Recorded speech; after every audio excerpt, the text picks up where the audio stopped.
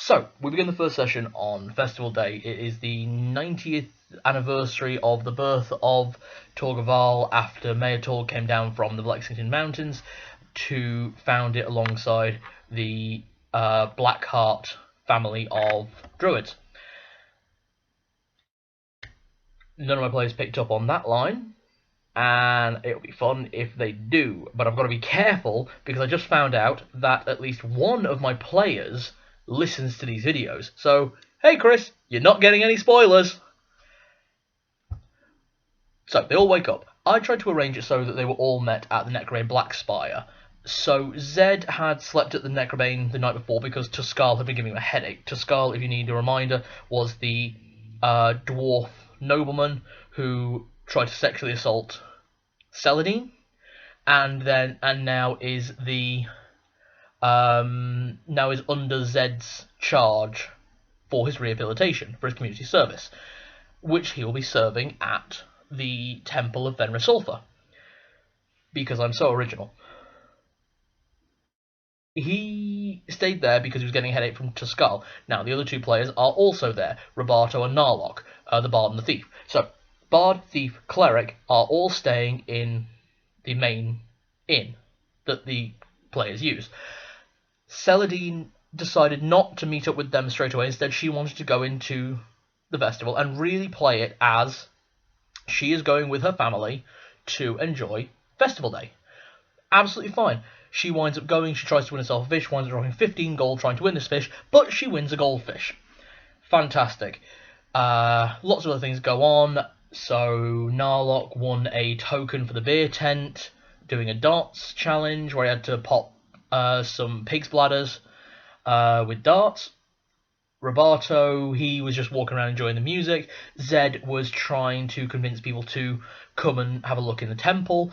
Some people did come in. He managed to convince a couple of people. Fantastic, some with a charisma score of 6. But he managed it using his wisdom as an amplifier, basically orating, reading scriptures, that sort of thing. Typical priest stuff. That's when the main event starts, where May of Lexington brings his granny on stage while a member of the Church of Ixom, the Silver Dragon, sort of keeps the crowd warm. Now, I straight up described her as basically being an aged whore with all the makeup. There's a reason for that, and if you flip the name Ixom the other way around, you'll understand why. It's a Borderlands reference. So, she's warming up the crowd while May of Lexington brings on his grandmother who raised him. Again, they are Borderlands references. If that needs explaining, go play Borderlands 2. Badass Crater of Badassitude. It's Torg. It's Torg and his grandmother. So that's where I got those characters from, and the party have really been vibing off them. They kind of like having Torg there. Me and my wife are massive Borderlands fans, so that was a good route in, and everyone's watched the Torg videos, and everyone knows who Torg is. He's fantastic. So, the main event starts, and Grandma Torg is telling a story about when her young little high five.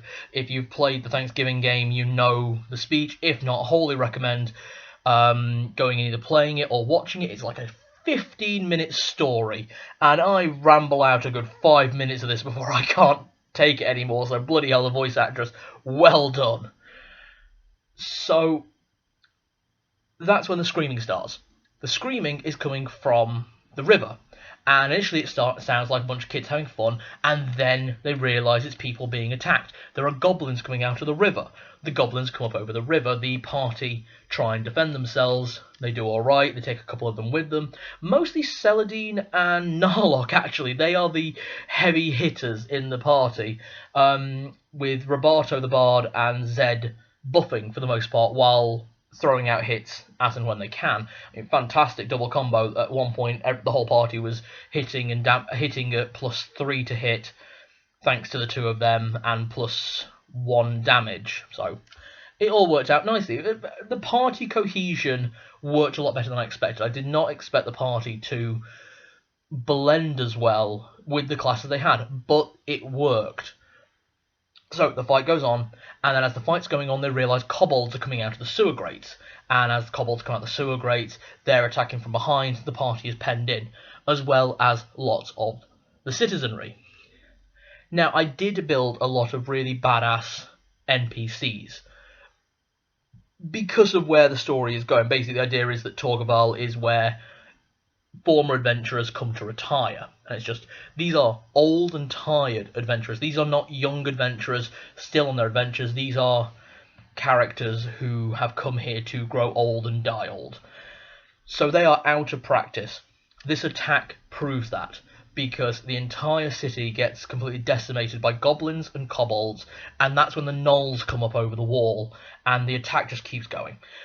So, as part of the combat, Roberto got dropped to 0 HP. Now, he panicked, thinking his character was dead. I said, no, you're not dead.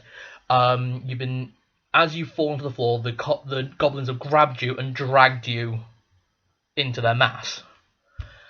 And then Celadine passes a perception check, and she sees her father and all of the mages of the city defending against the gnolls, creating like a wall of magic to stop them getting in. She panics because she sees the gnolls fall on them, and they're screaming and crushing. She manages to have a wisdom check, so she keeps her calm, but she bolts for the mage line, to get to her dad and try and help the mages. At the same time, Narlock, the thief, runs after Roberto. It all makes sense, really, because they had a really good connection in their story, so it makes sense why he would go after... Honestly, they played it so in character. It was fantastic. I couldn't have asked for a more in-character session and more in-character decisions. It was beautiful. Because then Zed didn't know which way to go. He took one look at Narlock, who was bolting, and knew that he was at full health. He took one look at Celadine and could see that, obviously, Squishy Wizard, she needed the help. He also had more connection to Celadine in character. Perfect. He chased Celadine, healing as they went, back up to full health. They are bashing goblins and kobolds aside as they get through. They get to the Gnoll line, at which point Celadine remembers she has a potion of fire breath. I ask her how she uses it, because I had in my head she'd either breathe a straight line through and just kill that line of gnolls, or she'd do a wash and it would do a bit of damage across the line. It does something like 2d12 damage. She decided keep it close and centre and waft backwards and forwards. It was a nice strategy. I liked it and I rewarded it, because 3 gnolls straight down the line took the brunt of the force. Then about 6 gnolls either side, so 3 either side, took a bit of singe damage. 2 of them dropped, so 5 gnolls dropped with a fire breath spell. 4 more left standing but injured and singed. And as she's recovering from the taking of the potion, that's when her father kind of pulls the shield open, throws an axe at the guy, and gets them inside. Hell, they're level 1 nooblings, they can't cope. At the same time as that happening, Narlock manages to dodge every single attack opportunity made against him, throws a couple of daggers, he gets through, beautiful. And as he gets to the riverbank, he tries to dig his way through to where... No, that's something that happens later. Sorry, Narlock falls, and he fails his dex saving throw, and he falls into a pitfall trap. He keeps falling a lot. Wrap up of that part of the story, we'll do the next part in another video, but wrap up, it's purely with Celadine and Zed, because they're the only 2 who are conscious at the moment. Zed tries to use a scrying orb to find Roberto, doesn't work. Tries to use it on Narlock, doesn't work. A little bit of images with Roberto, he rolled a 20, so I gave him a few images, but that's about it. He's only just got the scrying orb, he's not an arcanist, so very low skill with it. But I will reward trying. He tries to dig through the hole he saw Roberto go through, winds up trashing his fingers. Celadine finds her family. They're all safe, really badly injured, they're safe. They go find Clive. He is in no condition to help them.